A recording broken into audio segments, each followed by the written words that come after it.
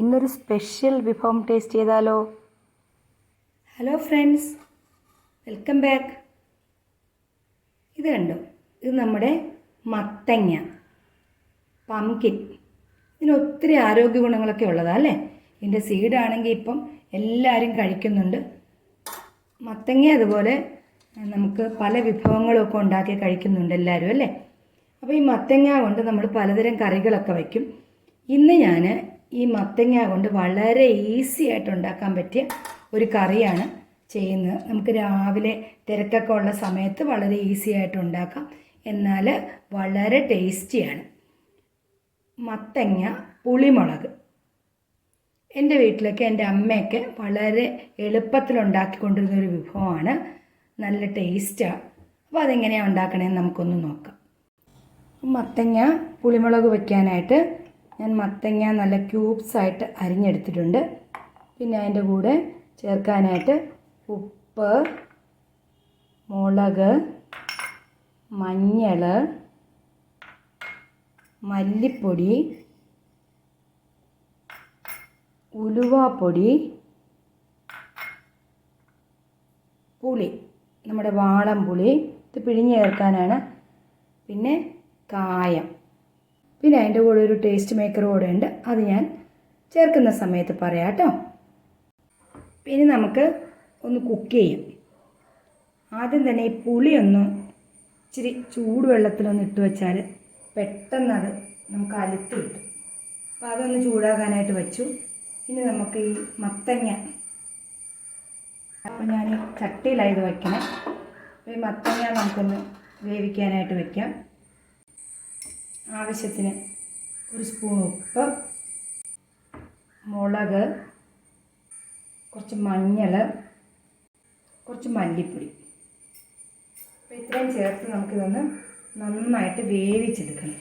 ആവശ്യത്തിന് വെള്ളവും ചേർത്ത്, ഇത്തിരി വെള്ളം ചേർക്കണ്ട, ആവശ്യത്തിന് വെള്ളവും ചേർത്ത് നമുക്കിതൊന്ന് വേവിച്ചെടുക്കാം.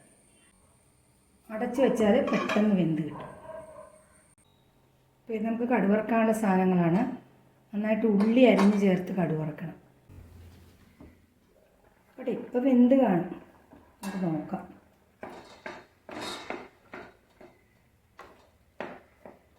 ഇപ്പോൾ വെന്തിട്ടുണ്ട്.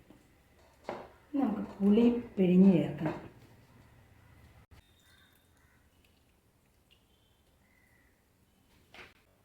ഇത് റെഡി ആയിട്ടുണ്ട്. ഇനി നമുക്ക് അതിനകത്തേക്ക് കുറച്ച് ഉലുവപ്പൊടി, കുറച്ച് മതി കേട്ടോ, അല്ലെങ്കിൽ കഴിക്കും. കുറച്ച് കായം,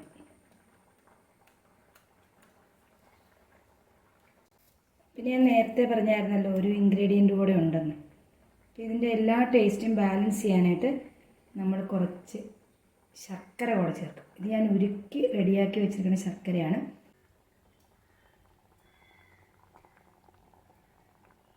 നല്ല കളറൊക്കെ ഉണ്ടല്ലേ?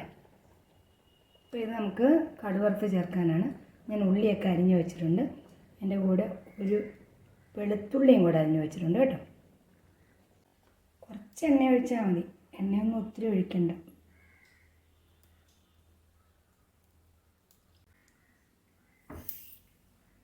കടുകിട്ടായിരുന്നു നമ്മൾ. ഇനി അതിൻ്റെ കൂടെ 2 ഉലുവ കൂടെ ഇടണം. പിന്നെ ഒരു കുറച്ച് ജീരകം, അതൊക്കെ നമുക്ക് നല്ല ടേസ്റ്റ് വരുന്നതാണ്. നല്ല ജീരകമായിട്ട് നമ്മൾ മുളകിട്ടു. നമ്മുടെ വെളുത്തുള്ളി, ഉള്ളി, ചുമന്നുള്ളി നന്നായിട്ട് മൂത്ത് വരണം. ഉള്ളി നന്നായിട്ട് ചേർക്കുമ്പോൾ അതിന് നല്ല ടേസ്റ്റ് കിട്ടും. കരിവേപ്പില, ഈ ഒരു ചെറിയ ഡപ്പ വെച്ചാൽ ഇത് നേരെ ഇരിക്കും, അല്ലെങ്കിൽ ഇതിങ്ങനെ എപ്പോഴും ചരിഞ്ഞ് പോയിക്കൊണ്ടിരിക്കും അല്ലേ?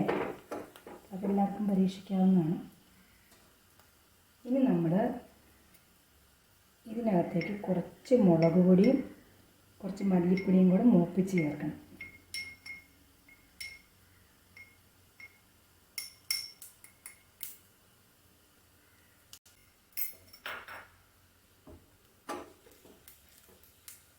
ഫ്ലെയിമൊക്കെ ഓഫ് ചെയ്തിട്ട് ഇളക്കിയാൽ മതിയത്.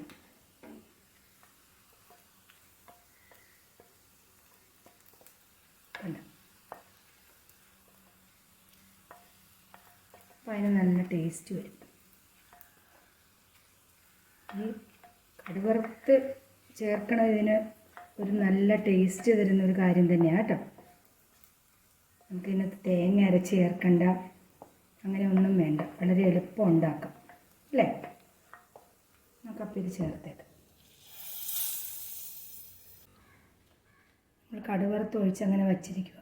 കുറച്ച് നേരം അങ്ങനെ ഇരിക്കണത് നല്ലതാണ്. എല്ലാവർക്കും ട്രൈ ചെയ്ത് നോക്കാൻ പറ്റിയ ഒരു ഈസി മത്തങ്ങ കറിയാണ് മത്തങ്ങ പുളിമുളക്. എല്ലാവരും ട്രൈ ചെയ്ത് നോക്കുക. ട്രൈ ചെയ്ത് നോക്കിയിട്ട് അഭിപ്രായങ്ങൾ അറിയിക്കാൻ മറക്കരുത്. അതുപോലെ എൻ്റെ ചാനൽ ഇതുവരെയും സബ്സ്ക്രൈബ് ചെയ്യാത്തവർ ഒന്ന് സബ്സ്ക്രൈബ് ചെയ്ത് സപ്പോർട്ട് ചെയ്യാനും മറക്കരുത് കേട്ടോ. എല്ലാവരും വീഡിയോ ഒന്ന് ലൈക്ക് ചെയ്യുക.